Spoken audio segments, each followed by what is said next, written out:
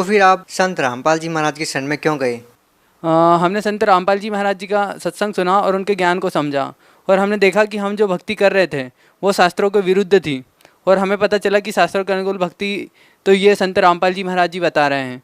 तो हमने इस कारण से वो पुरानी भक्ति त्याग दी और संत रामपाल जी महाराज जी के द्वारा बताई हुई भक्ति हमने ग्रहण की। सर, संत रामपाल जी महाराज द्वारा दी गई भक्ति आपने की, तो सर उस भक्ति को करने के बाद आपको क्या लाभ मिले? जी, संत रामपाल जी महाराज जी के द्वारा बताई हुई भक्ति करने से हमें बहुत सारे लाभ हुए हैं, पर मैं कुछ का यहाँ पे वर्णन करना चाहूँगा। जैसे कि मुझे मतलब जब मैंने नाम दीक्षा ली थी उससे पहले मेरे को जलन का रोग था, मतलब उससे उस रोग से मैं 1.5 साल से परेशान था। और संत रामपाल जी महाराज जी से नाम उपदेश लेने के मतलब 2 दिन बाद ही मेरा वो जलन का रोग भी समाप्त हो गया। उसके बाद हमारी मतलब माता जी हैं, माता जी को प्रेत बाधा थी, तो वो भी संत रामपाल जी महाराज जी से नाम उपदेश लेने के बाद वो प्रेत बाधा भी समाप्त हो गई। फिर उसके बाद चमत्कार भी हुए हैं, जैसे कि हमारे घर पे हम किसान परिवार से हैं, तो हमारे घर पे एक गाय थी। तो गाय को मतलब कि खून चूसने वाले वो जो कीड़े होते हैं वो हो गए थे, और यहाँ पे जीव हिंसा भी नहीं कर सकते हैं। तो फिर हमारे पापा ने गुरु जी के पास दंडवत करते हैं, संत रामपाल जी महाराज जी के पास घर में स्थान बनाया है जहाँ पे दीपक लगाते हैं। और हमने वहाँ पे प्रार्थना लगाई कि परमात्मा आप ही कोई उपाय करो। तो तीसरे दिन गाय बिल्कुल ऐसे हो गई जैसे किसी ने उसको नहलाया हो, और एक भी कीड़ा उसको गाय को नहीं था। और उसके बाद नामोपदेश लेने के 4 महीने बाद मतलब मेरी अचानक तबीयत ख़राब हो गई, क्योंकि गुरु जी जो मर्यादा बताते हैं संत रामपाल जी महाराज जी, हम वो मर्यादा नहीं निभा पाए, तो उससे हमारी तबीयत ख़राब हो गई। तो फिर हमने 4-5 डॉक्टरों को भी दिखाया, लेकिन हम ठीक नहीं हुए। फिर हमने घर से ही मतलब हॉस्पिटल से ही मतलब परमात्मा सदगुरु रामपाल जी महाराज जी को याद किया और प्रार्थना लगाई कि परमात्मा आप ही हमें बुलाओ किसी प्रकार से आपके पास। तो उसके दूसरे ही दिन हमारी हॉस्पिटल से मतलब छुट्टी हो गई और हम बरवाला आश्रम के लिए रवाना हो गए। और जैसे जैसे बरवाला आश्रम पहुंच रहे थे वैसे ऐसे हमको लग रहा था कि जैसे हमें कोई सर्प काट रहा है, वैसा मतलब दर्द हो रहा था।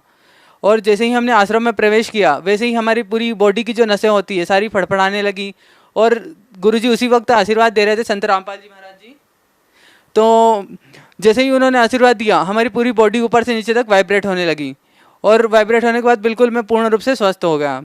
और एक और चमत्कार यह हुआ है कि जैसे हम इंटरव्यू देखते हैं वक्तों का, तो उन्होंने उसमें कई चमत्कार बताते हैं। तो हमने भी मतलब परमात्मा की परीक्षा ही ली एक प्रकार से, कि जैसे हम उनके भक्तों के इंटरव्यू देखे थे हमने सूर्य नाम उपदेश नहीं लेने से पहले, और फिर हमने नाम उपदेश लिया, फिर हमने सब प्रमाण भी देखे, हमको लाभ भी मिल गए। पर फिर भी जब तक आंखों नहीं देख ले तब तक हमने विश्वास नहीं किया। तो हमारे रूम में मतलब एक कबीर परमेश्वर जी की एक बड़ी फ़ोटो लगी हुई थी। तो हमने कहा कि यदि आप परमात्मा सत्य हो और आपका भक्ति मार्ग सत्य है और हम इतने नियम से लगे हुए हैं आपके ऊपर, तो आप हमें कुछ चमत्कार दिखाइए।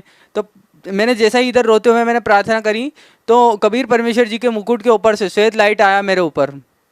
सर, जैसा कि आपने बताया कि पहले आप हिंदू धर्म में प्रचलित पूजाएं आप कर रहे थे, उसको करने से आपको कोई लाभ नहीं मिल रहा था, और उसके बाद आपने संत रामपाल जी महाराज से नाम दीक्षा ली और उनके द्वारा दी गई भक्ति आपने की तो आपको लाभ मिलने लगा। तो सर, इसका क्या कारण है कि पहले आपको लाभ नहीं मिल रहा था और संत रामपाल जी महाराज द्वारा दी गई भक्ति को करने से आपको लाभ मिलने लगे? सर, इसके पीछे क्या कारण है? सर, इसके पीछे ये कारण है कि जो पहले हम जो भक्ति कर रहे थे वो शास्त्र विधि को त्याग के मनमाना आचरण था। सर, यहाँ पर हम ये भी कह सकते हैं कि जो भक्ति आप कर रहे थे, आपकी भक्ति करने की विधि सही ना हो, आपने भक्ति ठीक से नहीं की हो, ऐसा भी तो हो सकता है। नहीं सर, ऐसा नहीं है, क्योंकि जो आम समाज कर रहा है भक्ति हम वैसे ही कर रहे थे और उसी विधि से कर रहे थे। लेकिन जो संत रामपाल जी महाराज जी ने हमें भक्ति विधि बताई है तो वो नाम से भक्ति होती है, उन्होंने नाम से भक्ति करने के लिए हमें बताया है।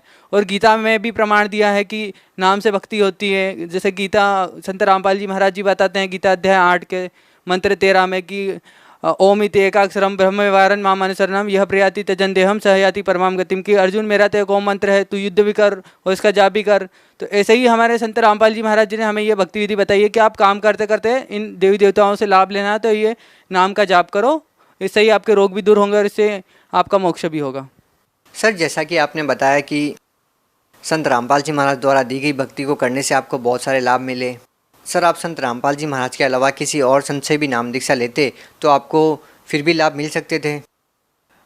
सर, हमने कई सारे संतों के प्रोग्राम भी सुने और उनके सत्संग भी सुने हमने, पर जो ज्ञान हमें संत रामपाल जी महाराज जी ने बताया ऐसा किसी अन्य संत ने नहीं बताया। वो जो संत बताते थे तो वैसे ही मतलब जैसे पारंपरिक कथाएं सुनाते थे राम सीता की या श्री कृष्ण जी की, वैसे ही जीवन लीला बताते थे। पर उनका जो वास्तविक भक्ति जो जैसे करनी चाहिए जिससे मोक्ष हो, वो किसी ने नहीं बताया, जो संत रामपाल जी महाराज जी ने बताया वेदों के अनुसार और गीता के अनुसार।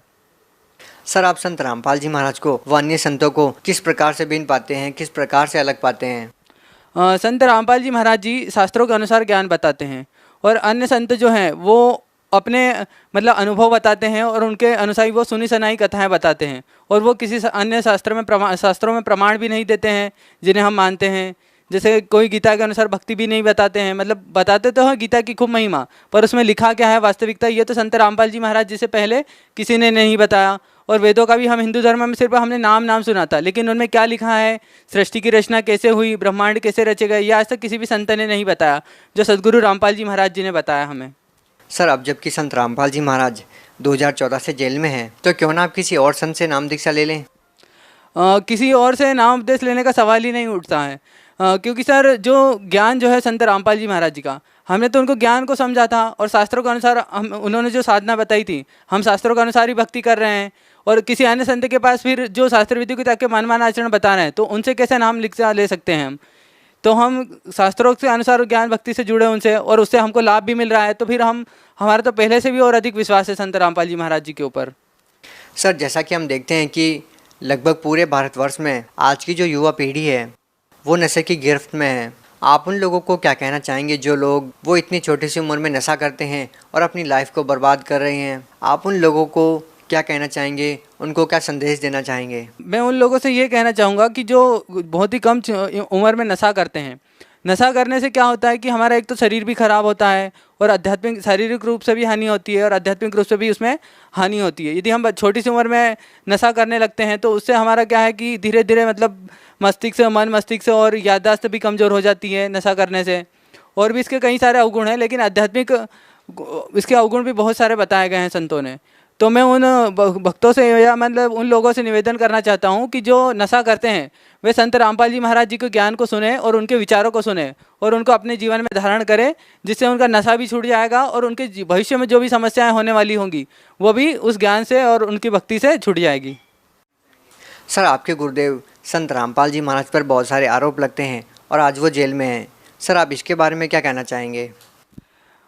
जी, हमारे संत रामपाल जी महाराज जी के ऊपर जितने भी केस लगाए गए हैं, ये सारे केस झूठे लगाए गए हैं, और ये क्या है कि नकली संत महंतों का किया धरा है। जैसे कि यदि हम एक उदाहरण से देखें कि यदि 10 मेडिकल की दुकानें नकली दवाइयाँ बेच रही है, और उसमें कोई एक सच्चा मेडिकल की दुकान खोलता है और वो सही दवाई बेच रहा है, और लोगों को मतलब जागरूक भी कर रहा है कि भाई ये मतलब गलत दवाई बेच रहे हैं 10 दुकान वाले, तो वो सभी क्या करेंगे कि उसको षड्यंत्र करके उस सच्ची दवाई बेचने वाले को फंसा देंगे। तो ऐसे ही हमारे सदगुरु रामपाल जी महाराज जी के साथ आज हुआ है। हमारे सदगुरु रामपाल जी महाराज जी के सभी संतों से महंतों से ज्ञान चर्चा हो चुकी है। उन्होंने हमारे ज्ञान का जवाब ज्ञान से न देकर मतलब लाठियों से दिया, और उनके खिलाफ षड्यंत्र करके उन्हें आज जेल में डाल दिया है। पर सच्चाई को मतलब कुछ दिनों तक दबाया जा सकता है, लेकिन उसको झुकलाया नहीं जा सकता। सर, आपकी संत रामपाल जी महाराज को लेकर सरकार से क्या मांग है? मेरी सरकार से यही मांग है सर कि हमारे संत रामपाल जी महाराज जी को जल्दी से जल्दी रिहा किया जाए, और उनके ऊपर जितने भी आरोप लगे गए हैं उनकी CBI से जांच की जाए। जी, बहुत बहुत धन्यवाद आपका।